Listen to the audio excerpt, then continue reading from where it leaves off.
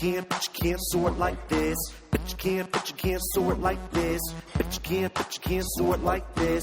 But you can't sort like this. Hey, 1, 2, 3 to the 4.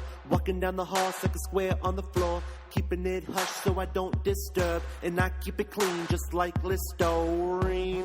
I'm so respectful that when I'm eating lunch, I follow directions. In the seat with my hands to myself. Keep a low voice so I'm not too loud. On the bus, not being too goofy. Sitting down, chilling with the homies right by me. Not too loud so I get home safely. Always saying that I can soar, baby. I ain't loopy, I know what the truth be. Soaring in the restroom and being outstanding. My hands get a good wish-washy. And when I leave, I make the toilet go flushy. So every day when I'm at school, I know that I can keep it real cool. By being safe and respectful. Outstanding and accountable. I bet you can't sort like this. But you can't sort like this. But you can't sort like this. I bet you can't sort like this.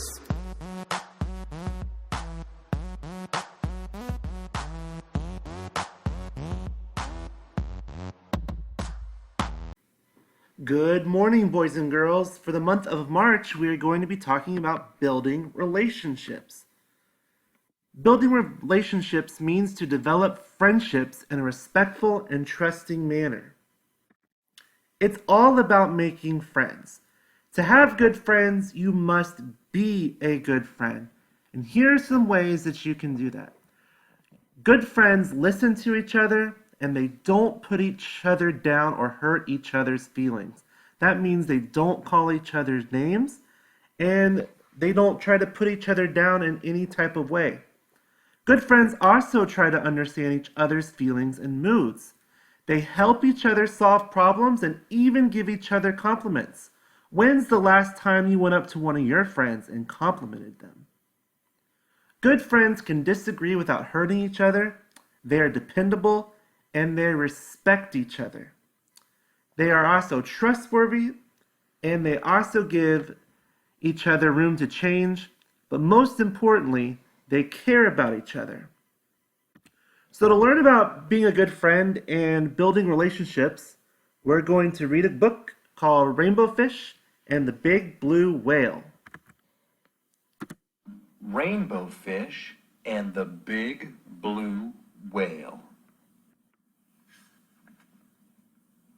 A long way out in the deep blue sea, Rainbow Fish and his friends swam happily through the reef. Each of them had a glittering silver scale, except for one little striped fish, but he belonged to the group anyway. When the fish were hungry, they ate tiny krill. There seemed to be endless supplies of the delicious shrimp. Rainbow Fish only needed to glide gently through the water with his mouth open to catch as many as he wanted. It was a wonderful life. One day, a gentle old whale swam by the reef and decided to stay. He liked the spot, since he too ate the krill that were so plentiful there. And he enjoyed being around the glittering fish. Often he drifted along, watching them for hours, admiring their beautiful silvery scales. Before long, the fish with the jagged fins noticed the whale watching them. "Why is he looking at us like that?" he asked the others. He was in a particularly bad mood that day. "See how he's staring at us?" he went on irritably. "Who knows what he's thinking?"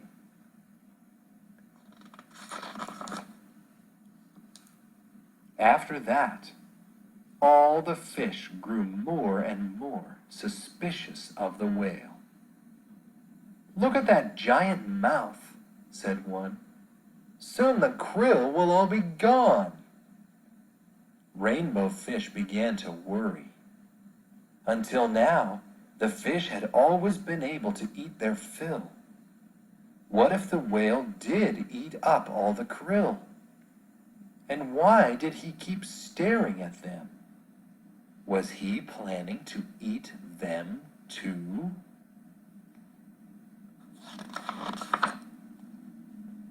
One day, the whale swam quite near the school of glittering fish. Panicked, the fish with the jagged fins sounded the alarm. "Look out!" he called. "The wicked whale is after us!" When the whale heard that, he was hurt at first, but soon he grew very angry. "I'll show them," he thought. "I'll teach them a lesson." So the great blue whale shot into the middle of the school and lashed out with his gigantic tail, sweeping the sparkling fish in all directions. The terrified fish fled, racing towards a crack in the reef for safety. But the whale didn't leave them alone. He followed Rainbow Fish and his friends all the way back to their cave. The blue whale swam back and forth, casting sinister glances at the little fish. They were trapped. "I told you that whale was dangerous," whispered the fish with the jagged fins. "We have to watch out for him." After a while, the whale calmed down. He made one last pass, then disappeared behind the reef. Nervous, but driven by hunger, the fish cautiously left their cave and swam off in search of food. But the battle with the whale had left its mark. All the krill had been driven off. "This is silly," declared Rainbow Fish. "Before, we played happily in the sea. Now we hide in terror in our cave. Before, there was always enough food for everyone. Now we have nothing. We must make peace with the whale."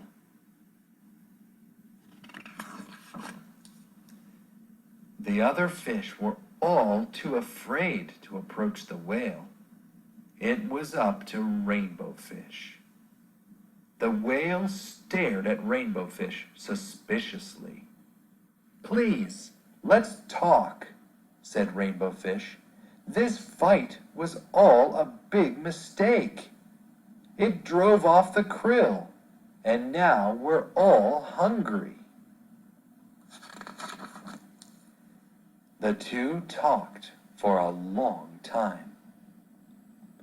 The whale told Rainbow Fish how hurt and angry their hostile words had made him. "I never meant to harm you," said the whale. "Just scare you a little." Rainbow Fish was ashamed. "I'm sorry," he said. "But when we saw you watching us all the time, we were afraid you might eat us." The whale looked surprised. "I watched you only because your shining scales are so pretty," he said. They both laughed. "Come on," said the whale. "Let's find new hunting grounds."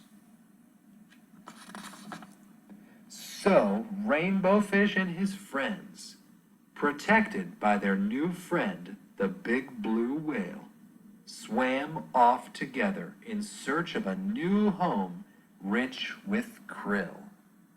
And before long, none of them could remember what the terrible fight had been about.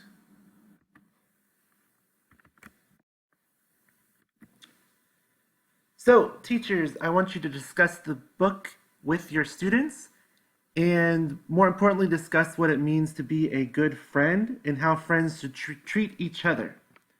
And remember, At Norton Park, we soar.